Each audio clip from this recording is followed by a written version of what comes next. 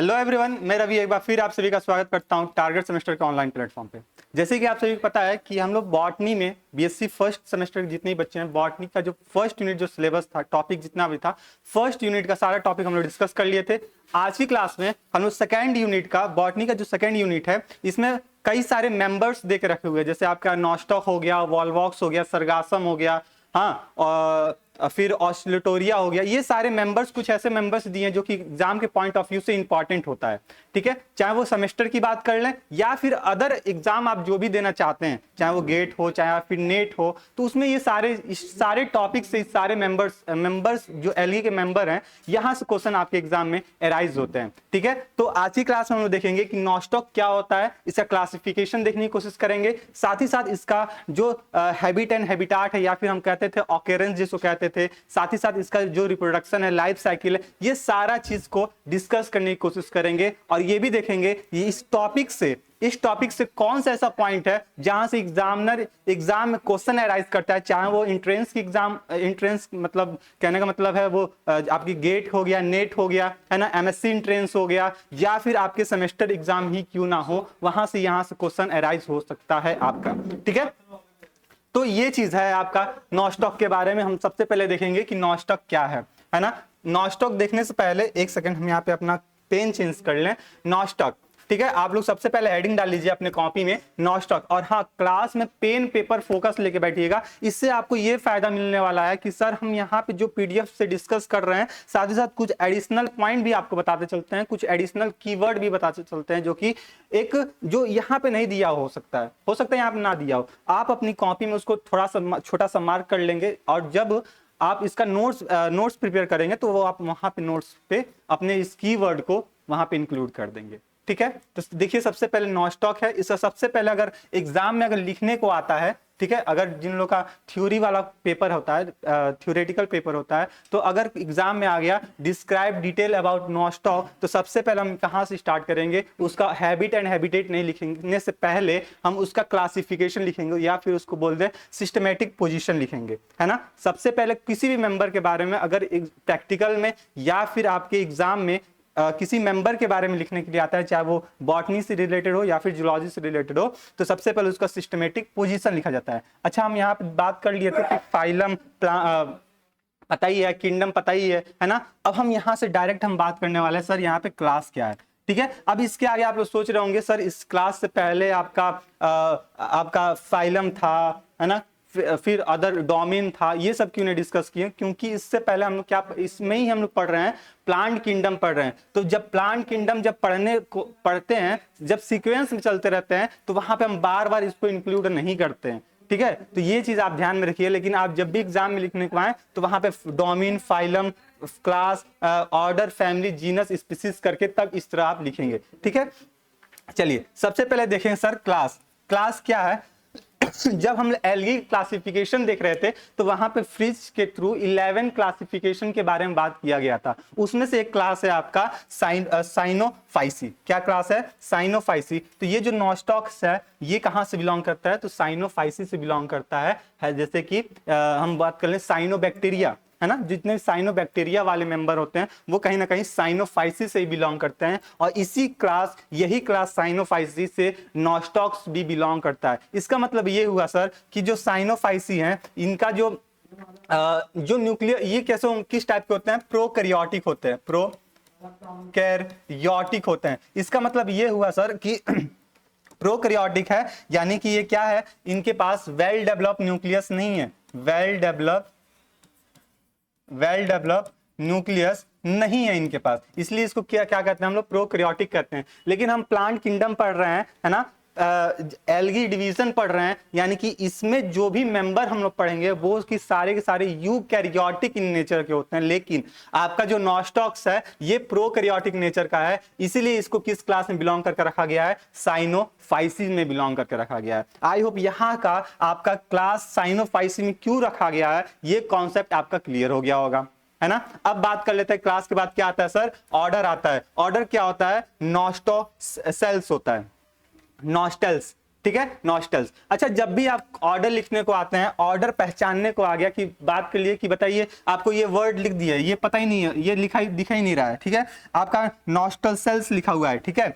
अब यहाँ पे ALES जिस वर्ड के मतलब उपसर्ग पढ़ते हैं, हम लोग नहीं पढ़ते थे हिंदी में, तो लास्ट में जो ALES जुड़ा रहता है ये हमेशा इंडिकेट करता है ऑर्डर को। अगर AC जुड़ा रहता है, CEAE जुड़ा रहता है, तो ये इंडिकेट करता है फैमिली। तो ये ऑर्डर नॉस्टोसेल्स हो गया और फैमिली इसका नॉस्टो CSE हो गया, ठीक है। तो ये इसका सिस्टमेटिक क्लासिफिकेशन हो गया। अच्छा, इसी में सर हम बात कर लें जीनस बात कर लें, जो कि यहाँ पे नहीं दिया हुआ आपका, तो जीनस है हम लोग क्या, नॉस्टॉक्स, ठीक है, नॉस्टॉक हम बता देंगे इसका जीनस, और इसके नीचे हम क्या कर देंगे, अंडरलाइन कर देंगे, क्यों, क्योंकि ये बॉटेनिकल नेम है, ठीक है। और बात रही स्पीसीज की सर, तो इसमें तमाम सारे स्पीसीज होते हैं जो कि अभी हम लोग इसके आगे नेक्स्ट वाले स्लाइड पे देखेंगे, ठीक है। आगे बढ़ते हैं हम लोग, ये हो गया अपना सिस्टमेटिक क्लासिफिकेशन। अच्छा सर, अब आता है इसका अकरेंस कि ये कहां कहां पाया जाता होगा, इनका हैबिट एंड हैबिटाट क्या होगा, इसके बारे में छोटा सा ब्रीफ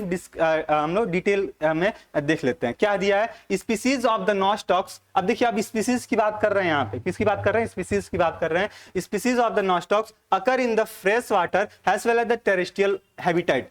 अच्छा, जो मेंबर हैं ये फ्रेश वाटर में ही पाए जाएंगे, मतलब एक्वेटिक हैबिटेट के भी होते हैं और टेरेस्ट्रियल हैबिटेट के भी होते हैं। लेकिन एक्वेटिक की जब बात करेंगे तो एक्वेटिक में ये ऑलवेज फ्रेश वाटर होंगे, मैरीन वाले नहीं होंगे, ये बात आप ध्यान में रखेंगे। Fresh water species from the macroscopic colonies on the other surface of the water which carry from the few millimeter to the 8 centimeter or more in the diameter। अच्छा, जब हम बात करते हैं कि सर जो एक्वेटिक वाले जो मेंबर्स होते हैं, नॉस्टॉक होते हैं, अगर ये फ्रेश वाटर में पाए जाते हैं, तो फ्रेश वाटर में पाने का मतलब ये हो गया इनका बॉडी साइज कैसा होगा, मैक्रोस्कोपिक होगा। मैक्रोस्कोपिक का मतलब अब क्या हो गया सर, मैक्रोस्कोपिक, ठीक है। अब ये वर्ड हमको नया दिख रहा है सर, मैक्रोस्कोपिक, और एक वर्ड होता है आपका माइक्रोस्कोपिक, ठीक है। ये दो वर्ड आपको जब भी हम लोग पढ़ेंगे ना पढ़ते हैं, हैबिट एंड हैबिटाट पढ़ते हैं, तो अक्सर ये दो वर्ड आपको देखने को मिल जाएगा, या फिर आप बुक रीडिंग करेंगे बॉटनी का या फिर जूलॉजी का, तो वहां पे ये दो वर्ड आपको बराबर आपको देखने को मिल जाएगा। सर इसका मतलब क्या हुआ, अच्छा ये एक वर्ड देखिए माइक्रो है और दूसरा वर्ड है इसमें स्कोपिक, यानी कि ये दो वर्ड से मिलकर बना हुआ है माइक्रो और स्कोपिक। माइक्रो का मतलब क्या होता है, ऐसा बॉडी या फिर ऐसा ऑब्जेक्ट जो कि हमको नेकेड आई से नहीं दिख पाए, मतलब खुली आंखों से ना देख पाए, उसको हम क्या बोलते हैं, माइक्रोस्कोपी। माइक्रो का मतलब होता है स्मॉल, है ना, और स्कोपिक का मतलब सीन। और मैक्रो की मतलब क्या होता है, मैक्रो का मतलब होता है लार्ज, ठीक है। अच्छा, यहीं से वर्ड यूज किया गया है माइक्रोस्कोप,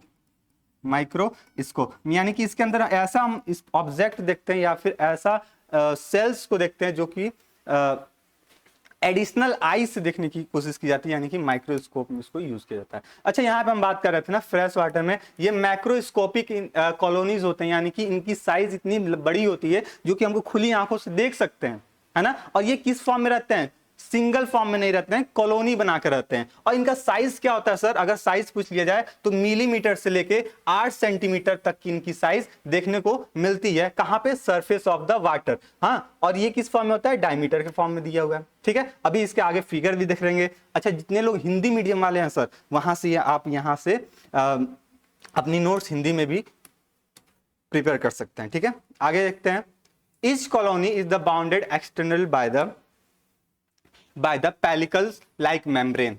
जैसे आप बात कर लें कि नॉस्टॉक्स कॉम्यून्यूल है जो कि टेरेस्ट्रियल स्पीसीज होता है, एल्पाइन रीजन पे पाए जाते हैं, ठीक है। फिर लेदर टाइप के होते हैं कुछ ऐसे स्पीसीज, कुछ ऐसे स्पीसीज होते हैं रबर सीट के जैसे होते हैं जो कि कहाँ पाए जाते हैं, डैम्प सॉइल में पाए जाते हैं, यानी सब ये टेरेस्ट्रियल वाले हैं आपके, है ना। रबर जैसे उसका सीट हो गया, फिर लेदर स्टिक्स हो गया, तो ये डैम्प सॉइल पे पाए जाते हैं। कुछ ऐसे भी स्पीसीज होते हैं, हाँ, जो नॉस्टॉक के ऐसे भी स्पीसीज होते हैं जो कि एंडोफाइटिक के नेचर के होते हैं, या फिर बोल दें सिम्बायोटिक एसोसिएशन अदर प्लांट के साथ करते हैं, और ये कहीं ना कहीं नाइट्रोजन फिक्सेशन करने के लिए भी रिस्पॉन्सिबिलिटी रखते हैं एनाबीना वाले के साथ, है ना। तो यहाँ पे सिम्बायोटिक रिलेशनशिप भी ये परफॉर्म करते हैं, शो अप करते हैं। तो आप इतना बता सकते हैं इनके अकरेंस के बारे में, ठीक है, फ्रेश वाटर कैसा अकरेंस है, और साथ ही साथ टेरेस्ट्रियल जो मेंबर होते हैं है ना, उनके क्या हैबिटेट है या फिर अकेरेंस है। चलिए आगे बढ़ते हैं हम लोग।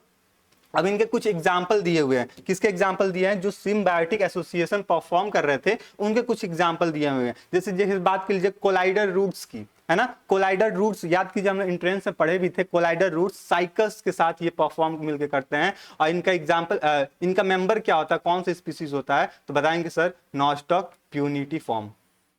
ठीक है, तो ये एग्जाम्पल आप बताएंगे साइकल्स के साथ कोलाइडर रूट में, है ना। कोलाइडर रूट्स का सिम्बायोटिक एसोसिएशन परफॉर्म करता है। कुछ ऐसे भी नॉस्टॉक होते हैं जो कि लाइकेन यानी कि फंजाई का के साथ मिलके, है ना, और फिर ये सिम्बायोटिक रिलेशनशिप परफॉर्म करने को आते हैं। जैसे एग्जांपल बात करें नॉस्टॉक कोलिमा, है ना। तो ये 2-3 एग्जांपल हैं जो कि ऑब्जेक्टिव में आपसे पूछा जा सकता है कि बता दीजिए कि ये फला जो स्पीसीज है किस टाइप का एसोसिएशन बनाता है। क्या ये फंजाई के साथ मिलकर लाइकेन बनाता है या फिर ये साइकस के साथ मिलकर कोलाइडर रूट्स का फॉर्मेशन करता है। तो ये चीज आप ध्यान में रखेंगे। अच्छा, ये देखिए आपका नॉस्टॉक का फिगर है। क्या इसका फिगर है सर? ये नॉस्टॉक का फिगर है आपके सामने। कुछ एस टाइप का, मतलब इस एस टाइप का ये देखने को मिलता है। इसमें देखिए अलग अलग ये ट्यूब्यूल्स हैं, है ना, साइनोफाइसिन जिसको कहते हैं।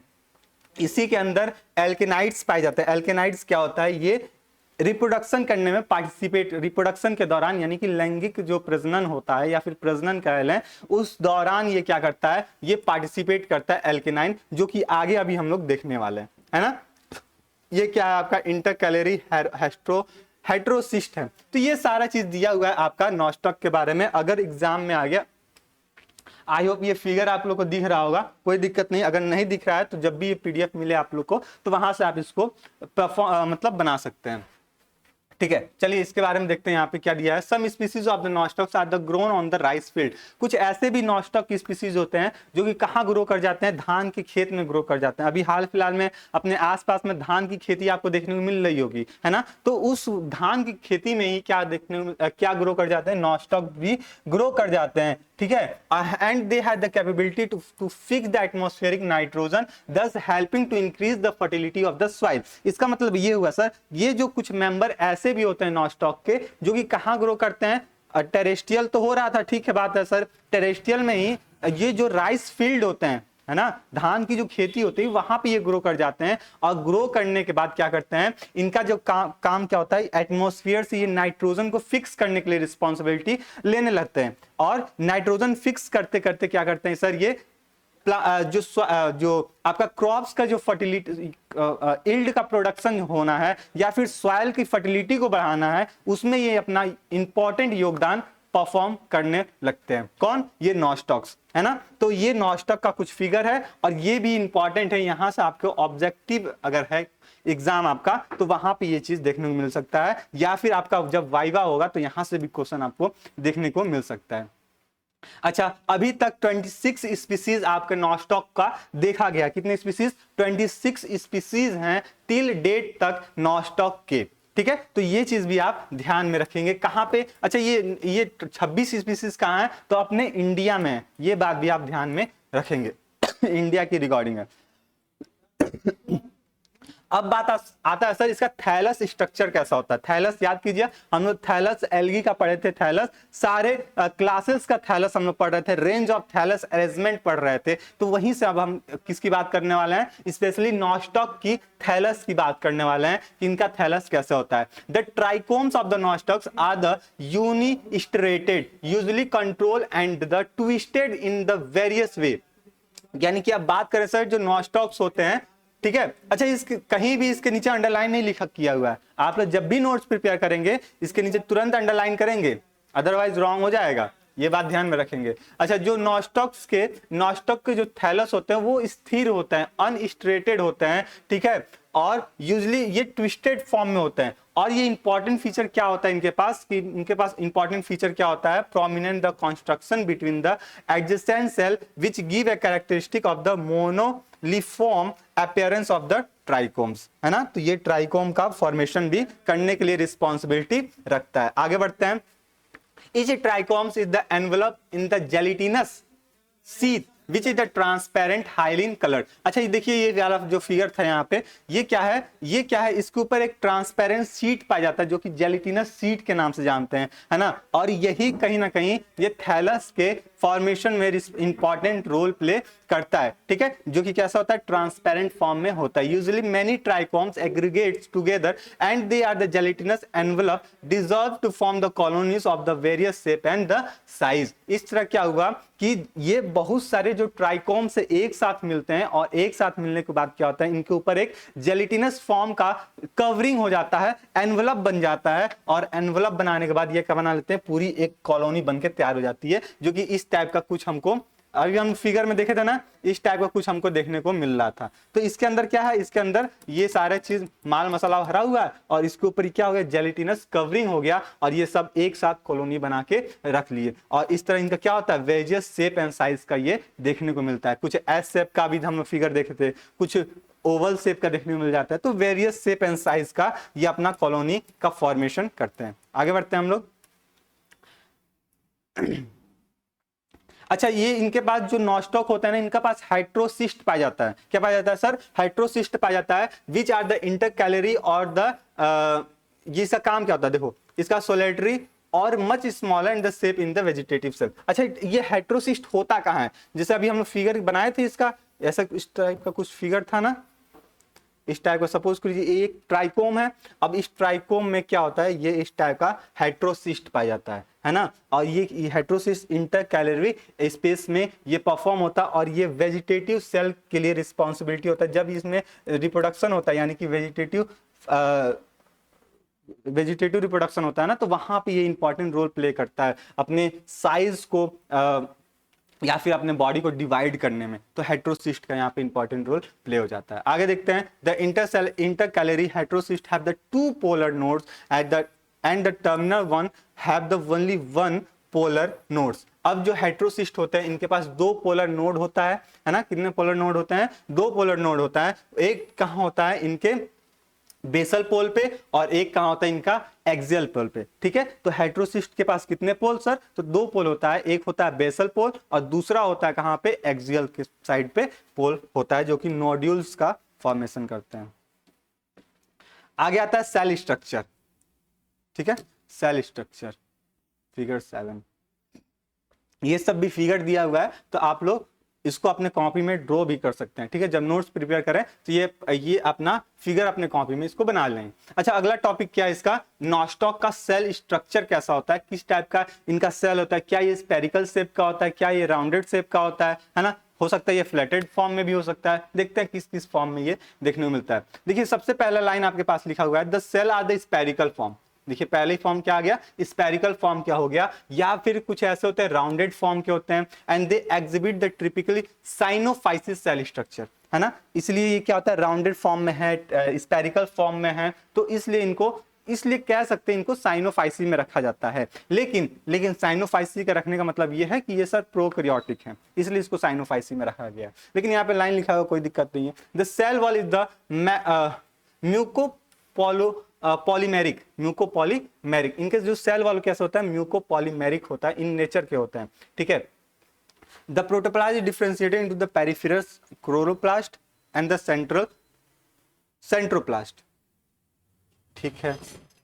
इनके पास पिगमेंट भी पाए जाते हैं, है ना, और ये पिगमेंट क्या होता है, साइनोफाइसी होते हैं, प्रोटीन ग्रेन्यूल्स होते हैं और साइनोफाइसियन स्टार्च होता है। तो इनके पास क्या होता है सर, इनके पास पिगमेंट भी पाए जाते हैं, और इसी पिगमेंट के थ्रू ये क्या रिस्पॉन्सिबिलिटी रखते हैं, ये रिस्पॉन्सिबिलिटी रखते हैं फोटोसिंथेसिस के लिए। और जब ये फोटोसिंथेसिस के लिए इंपॉर्टेंट जब रोल प्ले करने लगेंगे, तो ये जाहिर सी बात है ये प्लांट की कैटेगरी में इसको इंक्लूड कर दिया जाएगा। और जब ये प्लांट के अंदर इसको इंक्लूड किया गया, तो क्लास कौन इसको दे दिया गया, क्लास दे दिया गया साइनोफाइसी, है ना। तो ये चीज इंपॉर्टेंट कैरेक्टरिस्टिक फीचर है किसका नॉस्टॉक का।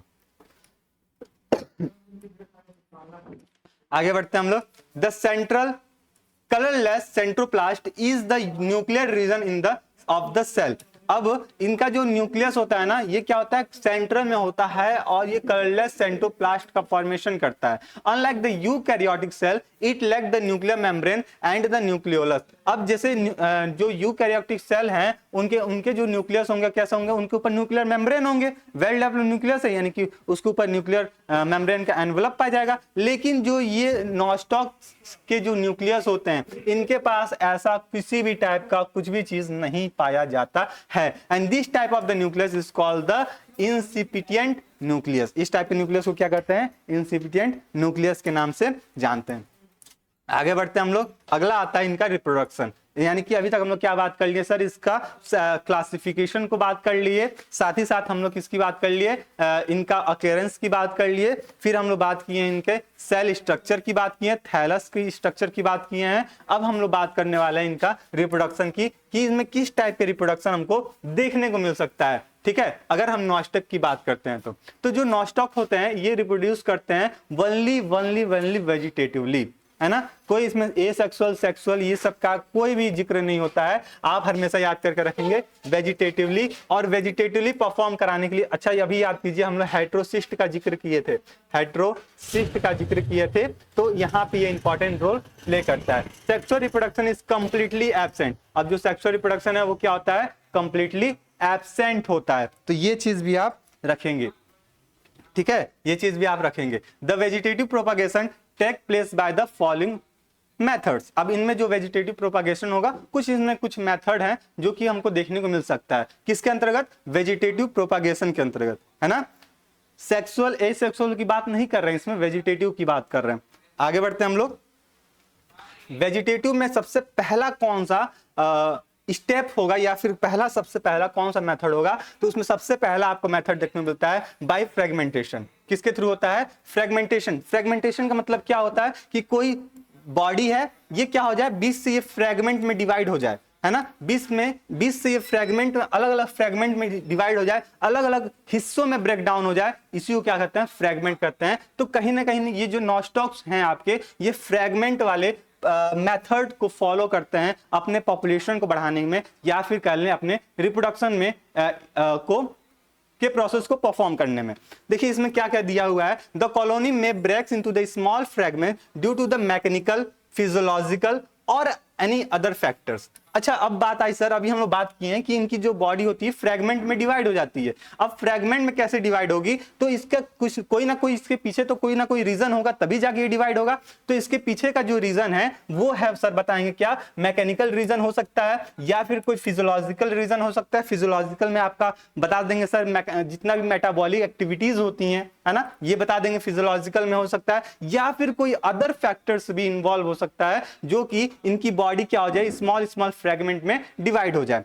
Each fragment has the compatibility to develop into a new colonies। अच्छा बात कर ले सर, ये जो फ्रेगमेंट में जैसे ही डिवाइड होते हैं, फ्रेगमेंट में जैसे ही डिवाइड होंगे तो ये एक हिस्सा ये निकला, एक हिस्सा ये निकला, एक हिस्सा ये, एक हिस्सा ये, एक हिस्सा ये, यानी कि हर फ्रेगमेंट से, यानी कि क्या बात कर रहे हैं सर कि इनके पास जितना भी फ्रेगमेंट होगा हर फ्रेगमेंट कैपेबिलिटी रखेगा एक नए नॉस्टॉक के निर्माण करने के लिए, है ना, एक नए कॉलोनी के फॉर्मेशन करने के लिए रिस्पॉन्सिबिलिटी रखेगा कौन, जितने भी फ्रेगमेंट इसमें बन के तैयार होंगे वो। अब बात आई कि फ्रेगमेंट कैसे बना, तो अभी हम लोग बात कर लिए इसके पीछे रीजन था मैकेनिकल, फिजियोलॉजिकल और साथ ही साथ अदर कोई फैक्टर हो सकता है जो कि ये कंप्लीट बॉडी को स्मॉल स्मॉल फ्रेगमेंट में डिवाइड कर दे। तो आई होप यहां तक की बात आपको क्लियर हो गई होगी। आगे देखते हैं अगला मेथड कौन हो सकता है, हार्मोगोनिया। अगला मेथड कौन सा है, हार्मोगोनिया का मेथड है। इसमें क्या होता है सर देखते हैं, the trichomes breaks into the small segment due to the degeneration of the intercalary vegetative cells और because to the presence of the intercalary heterocyst. अब ये हार्मोगोनिया सर क्या होता है, हार्मोगोनिया में भी कहीं ना कहीं जो मेन बॉडी पार्ट्स हैं या फिर पेरेंटल बॉडी पार्ट्स हैं उसमें छोटे छोटे हिस्सों में ही क्या होंगे, फ्रेगमेंट ना सही, फ्रेगमेंट में नहीं, ये सेगमेंट में डिवाइड हो जाएंगे। अब बात आती है सर सेगमेंट क्या होता है। सपोज कीजिए ये कोई बॉडी है, जैसे हम बात कर लें अर्थवॉर्म, है ना, अर्थवॉर्म है, इनकी बॉडी पे देखो छोटे छोटे सेगमेंट्स, रिंग लाइक स्ट्रक्चर इस तरह बने रहते हैं, है ना, छोटे छोटे सेगमेंट्स बने रहते हैं। तो इसी स्टेप्स पे कहीं ना कहीं ये जो हार्मोगोनिया वाला जो मेथड है वो नॉस्टॉक पे भी फॉलो होता है रिप्रोडक्शन के प्रोसेस में। या फिर रिप्रोडक्शन के पार्टिसिपेशन करने में। तो इनके जो इनकी बॉडी क्या होती है, स्मॉल स्मॉल फ्रेगमेंट में डिवाइड हो जाती है, और जैसे ही डिवाइड होगी फिर ये डीजनरेट करने लगती है इनके इंटरसेलुलरी वेजिटेटिव सेल, और जैसे ही वेजिटेटिव सेल डीजनरेट करने लगेंगी तो इनके पास जो हेट्रोसिस्ट होगा ना, ये हेट्रोसिस्ट क्या करेगा, कैपेबिलिटी रखेगा नए कॉलोनी के फॉर्मेशन करने के लिए। आगे देखिए दिखा भी होगा कि multicellular fragment so formed are called the hormogonia. अब इसमें जो क्या होगा, जो मल्टी सेलुलर बन के जो तैयार हो रहा है, हेट्रोसिस्ट से ये जो बन के तैयार हो रहा है, इसी को किस नाम से जानते हैं सर? अब इसी को हम लोग क्या बोलेंगे, हॉर्मोगोनिया, या फिर बोल देंगे वेजिटेटिव सेल का एक मेथड होता है रिप्रोडक्शन में जिसको बोलते हैं क्या, हॉर्मोगोनिया। इसमें क्या होता है, स्मॉल स्मॉल फ्रेगमेंट ना बन के सेगमेंट बनता है, और फ्रेगमेंटेशन में क्या होता है सर, फ्रेगमेंट बनता है। तो ये बात आप ध्यान में रखेंगे और अपने कॉपी में इस फिगर को आप लोग ड्रॉ भी कर लेंगे। सर इसके आगे देखिए क्या दिया हुआ है कि they come out by the gelatinous seeds of the colony, grow rapidly and form a new colonies. जिसे सपोज कीजिए ये कोई क्या था, ये कोई सेल था, इसके अंदर क्या हेट्रोसिस्ट है, ठीक है बात। अब इनके ऊपर क्या एक जेलिटिनस लेयर था, अभी हम लोग पढ़े हैं सेल स्ट्रक्चर में। अब क्या हुआ, हेट्रोसिस्ट क्या कर रहा है, सेगमेंट्स वो ये सब तो डिजनरेट हो गए इनके अगल बगल वाले हिस्सा। अब जो हेट्रोसिस्ट है न्यू कॉलोनी का फॉर्मेशन किया, अब न्यू कॉलोनी का फॉर्मेशन करने के लिए क्या करेगा, इस सेल से ये बाहर निकलेगा, यानी पुराने वाले सेल से ये बाहर निकलेगा। तो पुराने वाले सेल से बाहर निकलने के लिए क्या करेगा, ये जेलिटिनस सीड्स को क्या करेगा, ब्रेक करेगा, और फिर वहां से ये बाहर निकल के आएगा और अपने आप बॉडी को क्या करेगा, ग्रो अप करेगा। Very often the hormogonia fail to come out to the parent colony and divide. लेकिन कुछ ऐसा भी केस देखा गया है कि ये हेट्रोसिस्ट तो बन के तैयार हो गया है ना, लेकिन कुछ ऐसे भी फैक्टर्स इन्वॉल्व हो जाते हैं या फिर कुछ ऐसे भी कारण हो जाते हैं जिसके वजह से ये हॉर्मोगोनिया बाहर निकल के नहीं आ पाता है ना, बाहर निकल के नहीं आ पाता है। तो ये कंडीशन भी देखने को मिल सकता है हॉर्मोगोनिया वाले केस में। आगे बढ़ते हैं सर, आगे बढ़ते हैं हम, यानी कि वेजिटेटिव रिप्रोडक्शन के दो मेथड हम लोग बात कर लिए हैं। पहला कौन सा मेथड था सर, पहला मेथड था आपका कौन सा था, पहला मेथड फ्रेगमेंटेशन, और दूसरा क्या था, हॉर्मोगोनिया। आगे देखते हैं, inside the gelatinous seeds of the parents colony the result is the large number of the trichomes inside the parent colonies. जैसे अभी हम लोग बात किए थे ना कि सपोज कीजिए ये कोई है पेरेंट, इसमें क्या हुआ, अब ये ब्रेक नहीं हुआ, या फिर ब्रेक होने से पहले भी इसमें क्या होता है, स्मॉल स्मॉल फ्रेगमेंट बन के तैयार हो जाते हैं, एक नए नए कॉलोनी बन के तैयार हो जाते हैं। एक बार फिगर आपको दिखा दें इसका, अगर इसमें हो तो एक बार फिगर आपको दिखा दें, एक फिगर था इसी में, हाँ देखिए ये क्या हो रहा है, इनके पास क्या है, इनके अंदर छोटे छोटे एक्नाइट्स बन के तैयार हो रहे हैं, और ये एक्नाइट इंटरकैलरी हेट्रोसिस्ट है। अब इस पेरेंट बॉडी में ये बन के तैयार हो गए हैं। अब जैसे ये बन के तैयार हो गए हैं, ये फिर क्या करेंगे, अपना कॉलोनी को बढ़ाने में इंपॉर्टेंट रोल प्ले करेंगे। आगे देखें,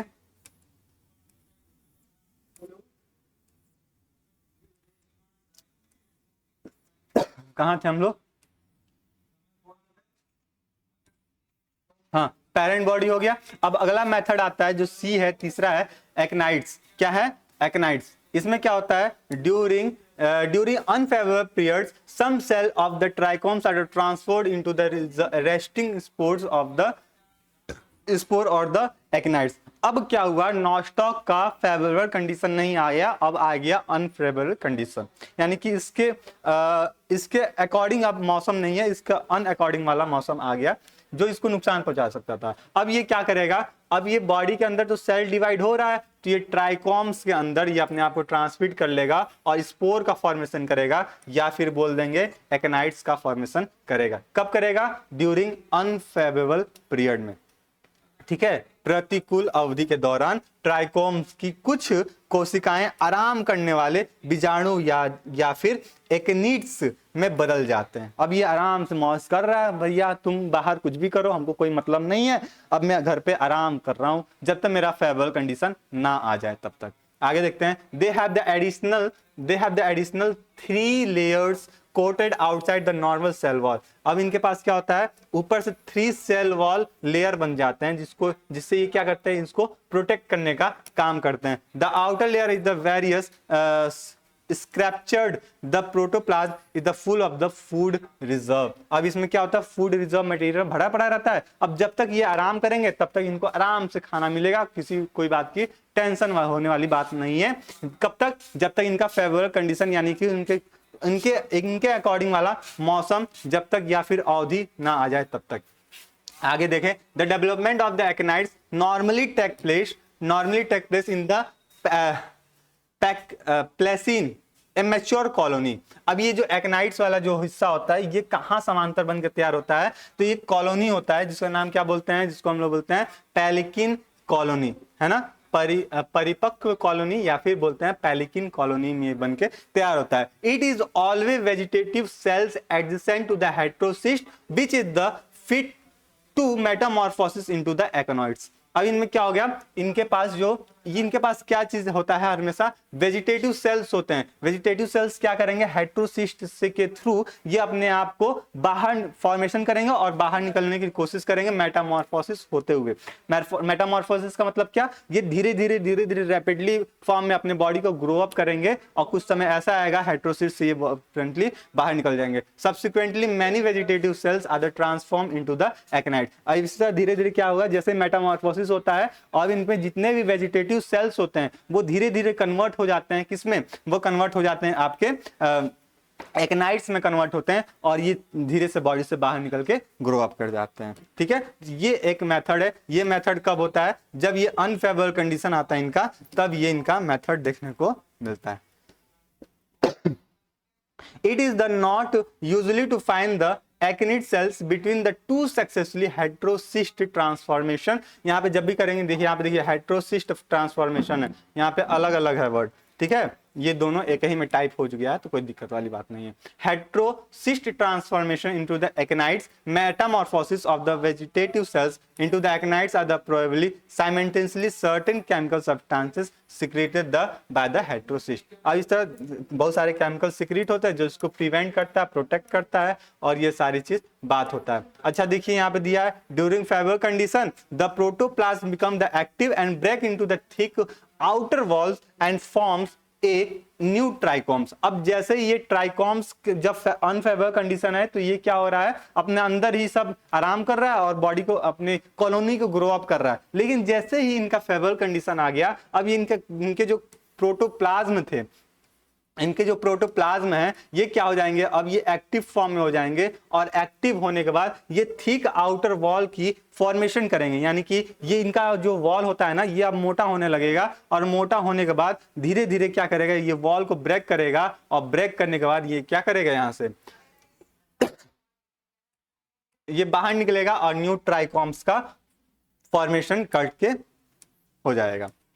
आगे देखें हेट्रोसिस्ट। अब हेट्रोसिस्ट के थ्रू भी ये देखने को मिलता है। अभी हम लोग हेट्रोसिस्ट की बात किए थे, उसमें हेट्रोसिस्ट देख लेते हैं। In some species of the nostocs, जैसे कि nostoc commune, heterocyst act has the resting spore. Heterocyst कैसे होता है, रेस्टिंग स्पोर पे होता है। The protoplasm of the heterocyst in such species become the functional and germinate to form a new trichome. अब heterocyst में क्या होता है, इनके कुछ ऐसे स्पीसीज जो होते हैं वो फंक्शनल होते हैं और धीरे धीरे जर्मिनेट होके क्या बना लेते हैं, एक नए ट्राइकोम्स का फॉर्मेशन कर लेते हैं। At the time of the germination the protoplasm divided the transverse wall to form the two cell. अब क्या हुआ कि जो प्रोटोप्लाज्म है जब डिवाइड कर रहा है तो ये क्या होगा, ट्रांसवर्सली डिवाइड होगा और दो नए सेल का फॉर्मेशन करके तैयार हो जाएगा। Both this cells divides again to form the 4 cell germinal. अब ये 2 सेल में बन के तैयार हुआ, अब ये 2 सेल से फिर ये क्या होगा, 4 सेल में बन के तैयार हो जाएगा। यानी कि एक ट्राइकोम से पहले वो 2 फॉर्म में डिवाइड हुआ, 2 पार्ट्स में डिवाइड होने के बाद ये फिर किस में डिवाइड हो गया, 4 सेल में डिवाइड होके तैयार हो गया, जो कि फिगर में अभी हम लोग देखेंगे आगे। The thick wall of the heterocyst raptured at this stage and the germinate comes or to develop a new trichomes। अब धीरे धीरे क्या होता है, इनके जो वॉल होते हैं इसमें क्या होता है, हाँ, हेट्रोसिस्ट क्या होगा, हेट्रोसिस्ट ये रैप्चर्ड होगा और रैप्चर्ड होने के बाद ये नए ट्राइकोम का फॉर्मेशन कर लेता है। ठीक है, तो यही सारी बात आपका हिंदी में भी दिया हुआ है। अगला है एंडोस्पोर। एंडोस्पोर क्या होता है, एंडोस्पोर क्या होता है, ये एंडो मतलब अंदर, सेल के अंदर क्या हो रहा है, ये ट्राइकोम्स का, नए ट्राइकोम्स का फॉर्मेशन होगा। इसमें कौन कौन से स्पीसीज होते हैं नॉस्टॉक्स के, कॉमा, ठीक है, और माइक्रो स्पेरिकम, ये दो स्पीसीज हैं जो कि एंडोस्पोर का फॉर्मेशन करते हैं। ठीक है, the protoplasm of the heterocyst divide successfully to the endospore. अब इनके जो प्रोटोप्लाज्म होते हैं ना, हेट्रोसिस्ट के जितने भी प्रोटोप्लाज्म है ना, प्रोटोप्लाज्म है, ये क्या करेंगे सक्सेसफुली डिवाइड करते जाएंगे और एंडोस्पोर का फॉर्मेशन करके तैयार हो जाएंगे। ठीक है, तो वही चीज इसमें दिया हुआ है और कुछ बात नहीं है इसमें। ठीक है, ये इसका फिगर आपका है, आप इसको अपने कॉपी में ड्रॉ कर लेंगे। अगला है fusion of filament. Fusion of filament कैसे होता है, मतलब दो फिलामेंट है ना, दो फिलामेंट है, ये दोनों आपस में कैसे फ्यूज हो जाएंगे, फ्यूज होके क्या बनाएगा, क्या ये नए सेल का फॉर्मेशन करेंगे। Although the true sexual reproduction and the sex organ are absent in the nostocs, has in the other blue green at the fusion and the enteromeiosis of the trichomes have been observed in the nostocs mucosum। ठीक है, this phenomena can be the compared with the somatogamy. जैसे क्या दिया, हालांकि nostoc में अन्य नीले हरे रंग के तरह वाले वास्तविक यौन प्रजनन और यौन अनुपस्थित होती है, फिर भी मतलब ये जो नॉस्टॉक्स है ना, इनके पास क्या होता है, ट्रू सेक्सुअल रिप्रोडक्शन, साथ ही साथ ब्लू ये आपका सेक्स ऑर्गन तो एब्सेंट है, तो इसलिए तो ये वेजिटेटिव रिप्रोडक्शन परफॉर्म कर रहे हैं, फिलामेंट के थ्रू फ्रेगमेंटेशन हो रहा है, या फिर बात कर लें हाइड्रोसिस्ट हो रहा है, एक्निड्स हो रहे हैं, और साथ ही साथ क्या था इसके पास, एंडोस्पोर का फॉर्मेशन हो रहा है। क्यों सर, इसके पास किसी भी टाइप का सेक्स ऑर्गन, या फिर जब सेक्स ऑर्गन नहीं है तो सेक्सुअल रिप्रोडक्शन भी नहीं होगा, लेकिन जो ब्लू ग्रीन है उसमें ये कहीं ना कहीं देखने को मिल सकता है जो कि सेक्सुअल रिप्रोडक्शन का पार्टिसिपेट करते हैं। आगे देखिए, फिर भी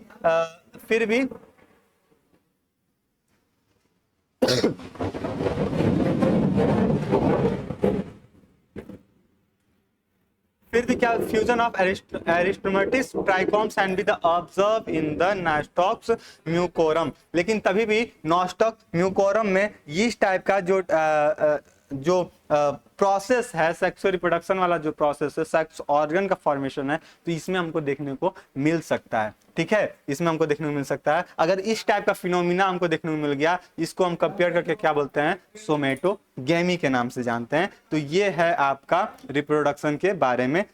तो आई थिंक यहां तक का कॉन्सेप्ट आपको क्लियर हुआ होगा। अगर नॉस्टॉक के बारे में पूछेगा तो सबसे पहले आप क्लासिफिकेशन बताएंगे उसका, फिर अक्यूरेंस बताएंगे, हैबिट एंड हैबिटेट क्या है वो बता देंगे, अक्यूरेंस में ही आ गया, फिर इसका जनरल कैरेक्टरिस्टिक फीचर बताएंगे कि ये कहाँ पाया जाता है, इसका कैसा कैसा स्ट्रक्चर होता है, बॉडी साइज कैसा होता है, बॉडी कहाँ ये पाया जाता है, हैबिटाट क्या, ये सारा चीज बताने के बाद आप इसका सेल वॉल के बारे में बात करेंगे, फिर थैलस की बात करेंगे, और एट लास्ट फिर आप रिप्रोडक्शन की बात करेंगे कि स्पेशली इसमें वेजिटेटिव टाइप के रिप्रोडक्शन देखने को मिलता है। और ये वेजिटेटिव रिप्रोडक्शन में 3-4 मेथड होते हैं। सबसे पहले आप बताएंगे किसका, सबसे पहले आप बताएंगे सर कि इसमें फ्रेगमेंटेशन देखने को मिलता है, फिर एक्निड्स देखने को मिलता है, एंडोस्पोर देखने को मिलता है, हेट्रोसिस्ट देखने को मिलता है, और ये तमाम सारे मेथड जो थे हम लोग डिस्कस किए, ये सारे मेथड इसमें नॉस्टॉक के अंदर देखने को मिलता है। और सेक्सुअल रिप्रोडक्शन इसमें कंप्लीटली एब्सेंट होता है, लेकिन एक ऐसा स्पीसीज भी है